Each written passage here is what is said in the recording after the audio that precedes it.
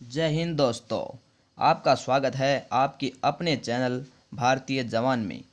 अगर आपने हमारे चैनल को सब्सक्राइब नहीं किया है तो सब्सक्राइब करें, और अगर आपको समझ में आ रहा है तो लाइक करें और उन सभी अपने भाइयों को शेयर करें जो आपकी तरह ही तैयारी में लगे हुए हैं। तो चलिए बिना किसी रुकावट के आज का अपना क्लास शुरू करते हैं। आज हम पढ़ेंगे वॉल्यूम आयतन के बारे में। हमने क्षेत्रफल की 2 क्लासें पहले ही अपलोड कर दी हैं। अगर आपने वो नहीं देखी हैं तो उनको जाकर ज़रूर देखें। तो वॉल्यूम होता क्या है पहले ये जान लेते हैं। वॉल्यूम हमेशा त्रिविमानीय यानी कि जो 3 डायमेंशनल होती है आकृति, उसी का हमेशा वॉल्यूम या आयतन एग्जिस्ट करता है हमेशा। 3D का 2D जो होती है वर्ग की तरह, उसका कभी नहीं होता। इस तरह की आकृतियों का हमेशा आयतन होता है 0। अगर आपसे पूछ लिया जाए कि किसी भी द्विविमानीय आकृति का आयतन बताइए तो उसका आयतन होता है 0।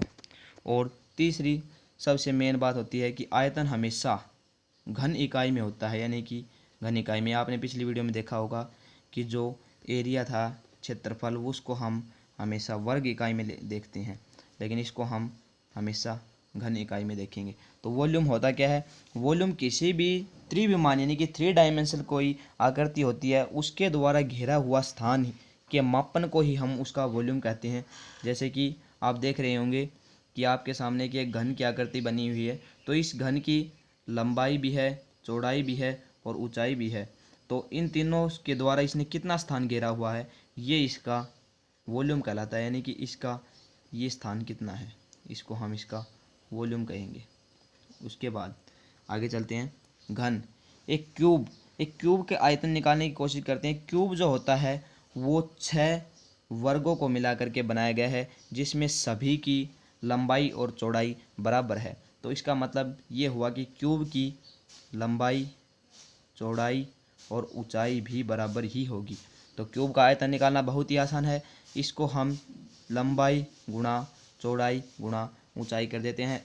जैसा कि इसकी लंबाई, चौड़ाई और ऊंचाई तीनों बराबर हैं, तो आयतन इसका निकल के आ गया ए क्यूब, यानी कि ए का घन इसका आयतन है। अब इसका पृष्ठीय क्षेत्रफल देख लेते हैं। पृष्ठीय क्षेत्रफल दोस्तों ये 6 वर्गों से मिलकर बना हुआ है। प्रत्येक वर्ग का क्षेत्रफल होता है ए स्क्वायर, यानी कि भुजा गुणा भुजा ए स्क्वायर। इसको हम निकाल देते हैं, ए गुणा ए स्क्वायर होता है। तो इससे हम आसानी से निकाल सकते हैं कि अगर 6 वर्गों से बना हुआ है तो 6 वर्ग, और प्रत्येक वर्ग का होता है ए का वर्ग, यानी कि 6 ए स्क्वायर इसका पृष्ठीय क्षेत्रफल आ गया। अगर दोस्तों आप इसका स्क्रीनशॉट लेना चाहें तो आप इसका स्क्रीनशॉट भी ले सकते हैं।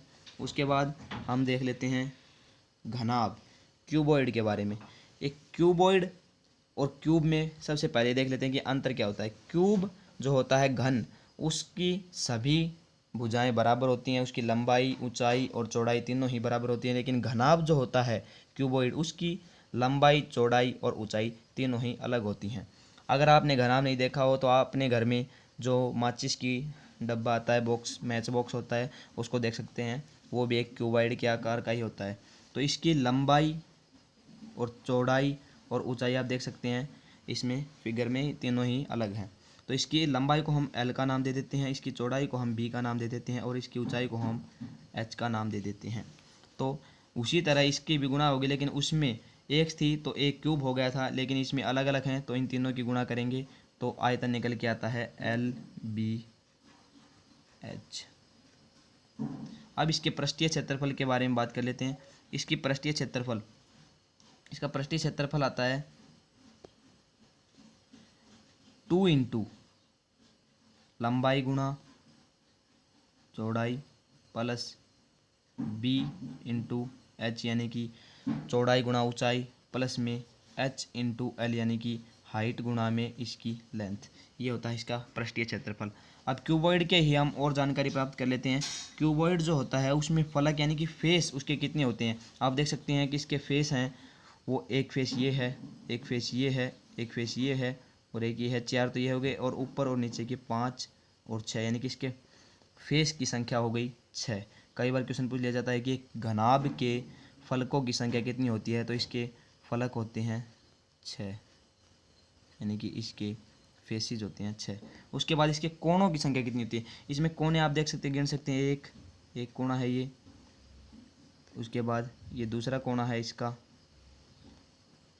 ये तीसरा कोना है, इस चौथा कोना, ये पांचवा, छठा, सातवां और आठवां। इसका मतलब इसमें 8 कोण हो गए, यानी कि इसके कोणों की संख्या हो गई 8। कोणों की संख्या 8 हो गई।